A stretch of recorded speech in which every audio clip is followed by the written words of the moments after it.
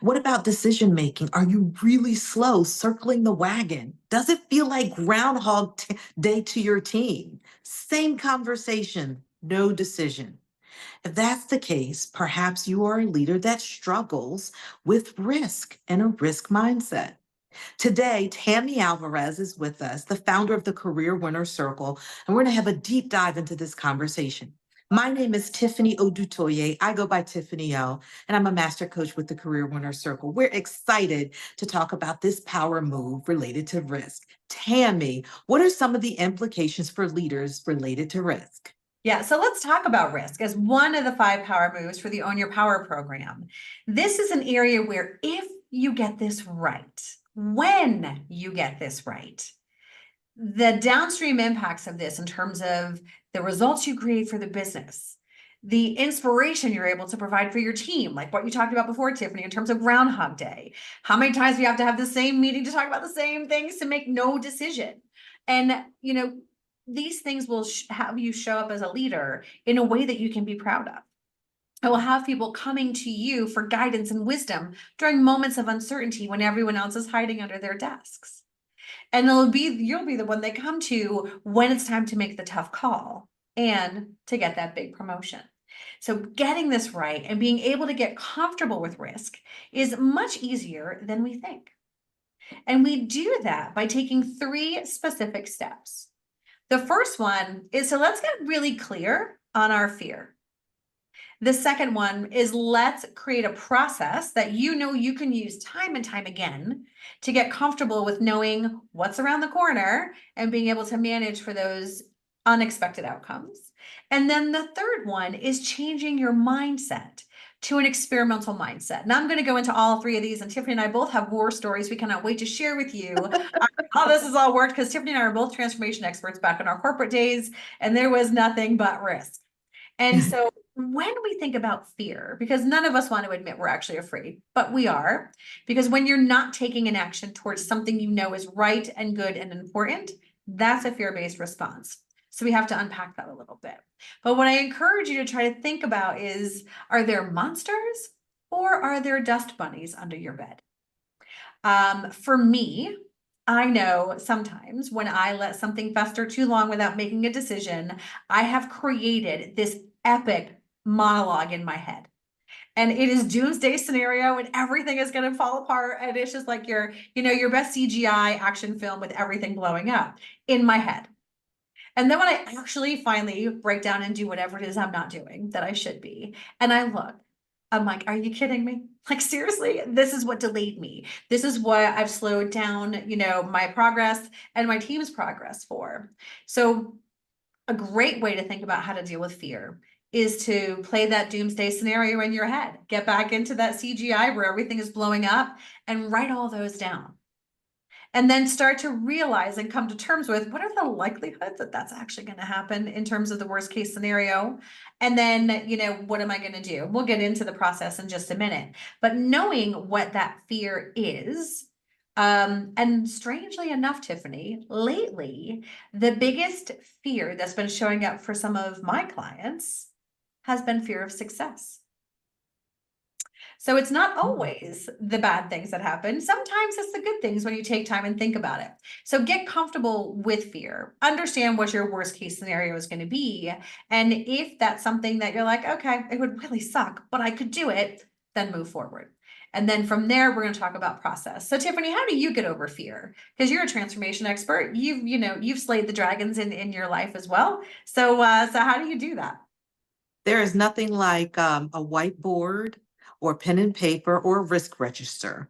Somehow getting it out of your head onto paper, bringing those stakeholders to the table, having the conversations to validate whether or not this is real, perceived, is it something in the marketplace that could really happen, and having a mitigation strategy helps me to get okay with taking the risk. So I have my plan A, my plan B, my plan C, and then we have a mitigation strategy for either one of those.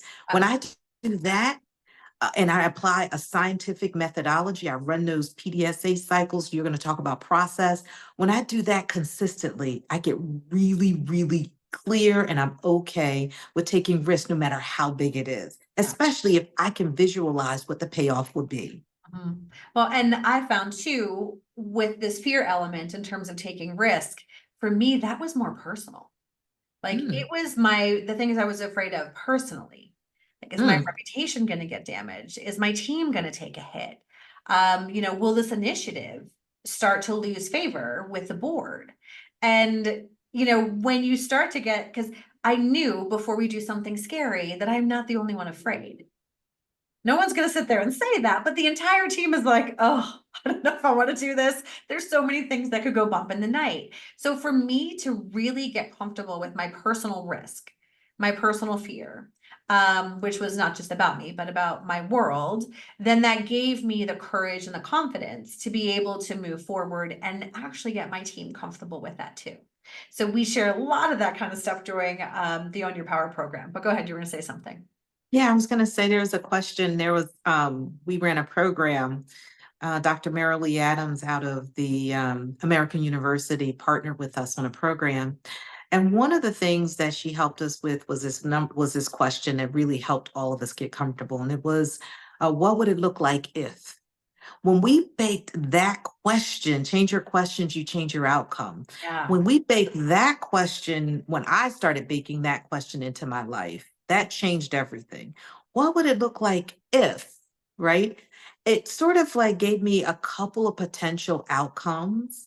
And it's like, oh, if it was like this, then I would be comfortable. If it was like that, I would be comfortable. If it was like that, or what could I do so that it could be like A, B, C, or D? It gives you a framework for reshaping the narrative around fear, especially related to risks.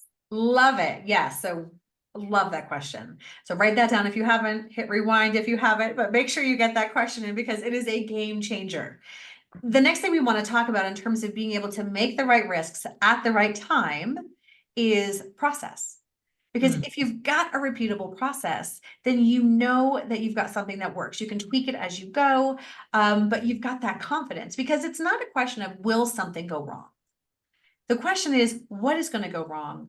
When? And how bad is it going to be? Because nothing ever goes as planned.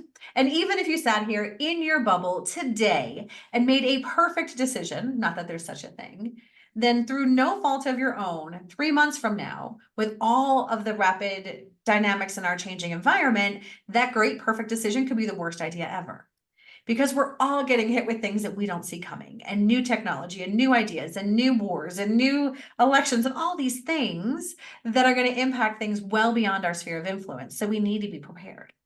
And when you've got a strong process, whether it's a fishbone diagram, whether it's an FMEA, if you're going to be a Six Sigma geek, whether it's just a basic spreadsheet saying, okay, what are all the things that could go bump in the night? What are the chances of it happening? And what is the severity of it actually happening? Then that just gives you that chance to put things in a bubble and say, okay, I got this. We know. And then having those plans after that. So what is going to happen if this happens? What happens when do you pull the trigger? When should you worry? And when you do that before you start, and everyone is aware that this is an eventuality, then the thing that most people are afraid of, which is losing face, so it's like, oh, you're failing. Like something happened, like, oh, I knew this wasn't going to work. You're failing. Then you're like, no, I'm not, because we knew this was going to happen. And here's our plan. Like you said before, Tiffany's plan A, plan B, and plan C. And so having that process that you can trust and using it repeatedly in a transparent way, both for your team and for your allies and adversaries, depending on what you're working on, really gets that leveling playing field. So that way, when things go bump in the night, it's not a catastrophe. Nobody's running around with a hair on fire. It's like, yep, we got a playbook for that. We're good. And Tiffany, you've got some amazing experience with this with your transformation days. So share a story on how this actually applies in day-to-day world. Not all risks are created equal. True story. Not all risks are created equal. It's important, I think, to be very strategic about this, weigh the rewards. You have to be able to take your risk and stratify them. We created a model to help us to validate certain kinds of risk and our responses to them. And of course, as you start to do that, the team weighs in and participates with you on giving the weight to certain risks, right? And when you're able to do that together, You can decide, you know what, this is a big one, and this is why. This is the impact, and this is why, and here's how we're going to make that decision.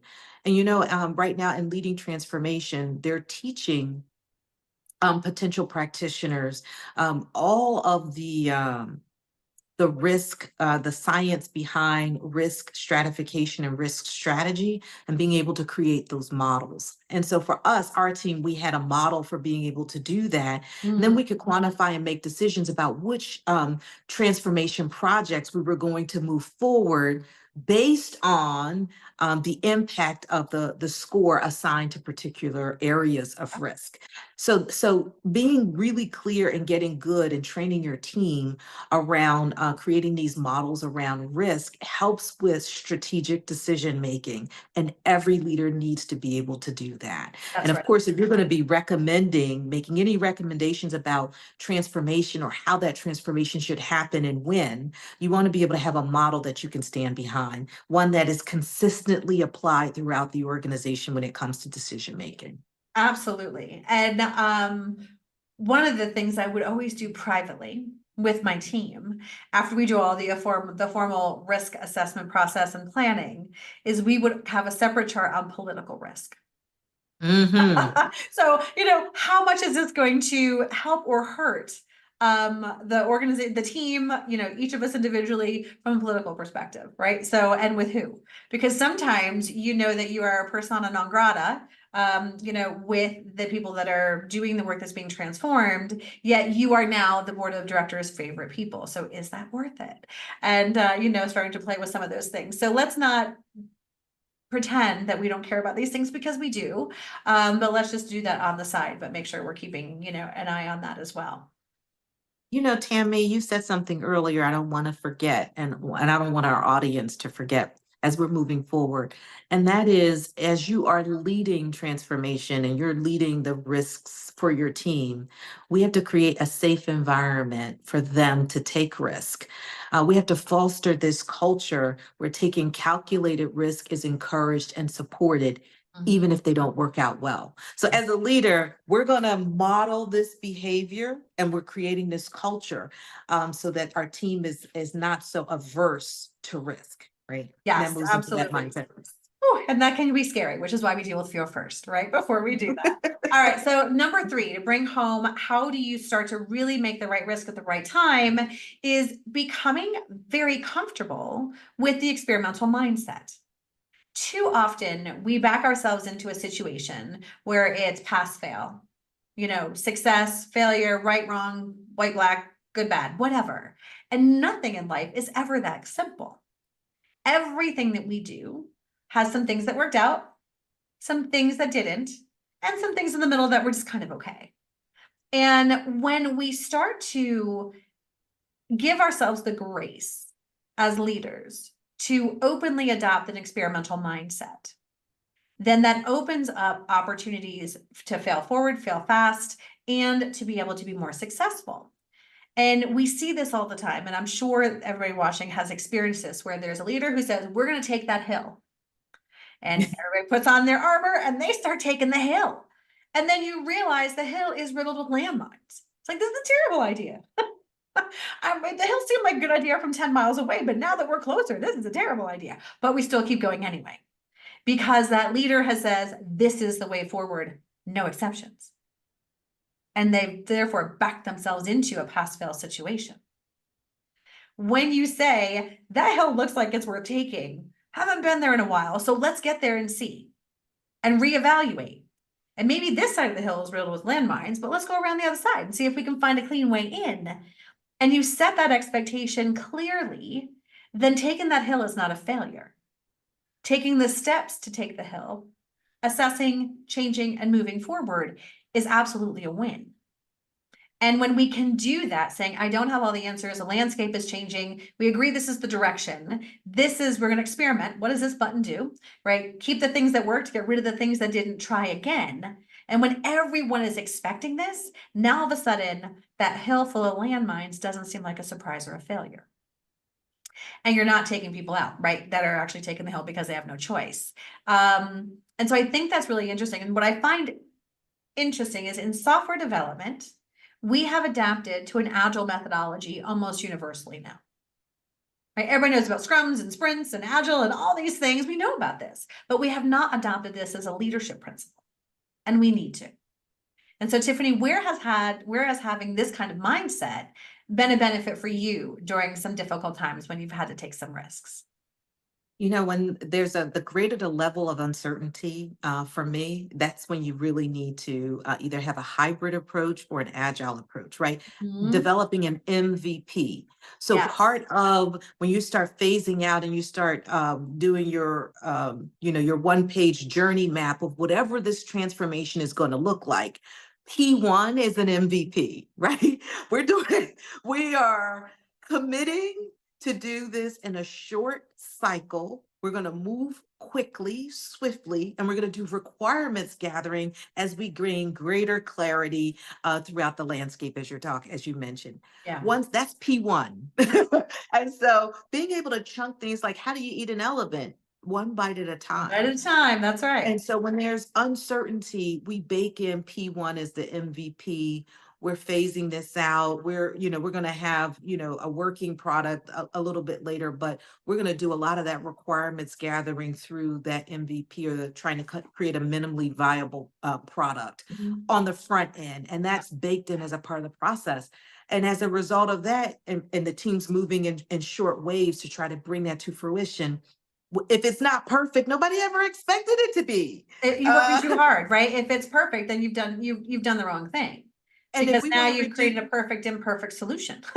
love it. And really the goal sometimes is to reduce the work in progress or Yeah. process. So hey, if that MVP sucks, then we know we're going to can this thing before we invest a whole lot of money. Uh, That is an excellent uh, point, right? yeah. Having your bailout plan before you start. So knowing that, okay, if all these risks happen and this and this and this happen, then we are absolutely not doing this, right? And that way no one loses face. You're actually a smart business person by being able to do that. And so by Mhm. using these three strategies, right? Getting comfortable with your personal fear so you can lead forward, understanding and creating a process to be able to manage risk, identify and manage, and then adopting that experimental mindset really helps women step up big, play bigger, and make a bigger impact. So Tiffany, when we get this right, what does it look like? Oh my goodness. We drive innovation. We overcome stagnation. We build resilience, inspire others, and we help our companies have a competitive advantage. Sounds like a good deal to me. So what's next? Listen, Tammy, this has been an amazing journey. We've been on strategy number 4 or power move number 4. We've covered 3 in the past 3 sessions. If you're on this call today and you dug into the risk conversation, why not recap the other 3 power moves that you missed before us? The next one's going to go live and we'll talk about our last power move. But in the next October 1st, we're going to go live with our program to help give you some tools and take this real world, right? In the Own Your Power program. Tammy, how do we break down that program? What does it look like? What do we want them to do next after this session? Right. So Own Your Power is an absolute game changer for women who want to make an impact. And so by joining our 8-week masterclass that starts on October 1st, you are going to be connected with an amazing group of peers that want to move further, move faster, and have fun doing it as you're building these power moves. So what you need to do is click the link below. You're going to learn more about the program, what's in it, how you get on the, how you get into the early wait list, because we've got lots of goodies for people who take action, because we like to reward action takers. And then if you want to have a discovery call with Tiffany to know what this is all about, is this right for you? Is this right for your team or your organization? Both of these links are going to be in this post. So the most important thing you can do is mitigate your risk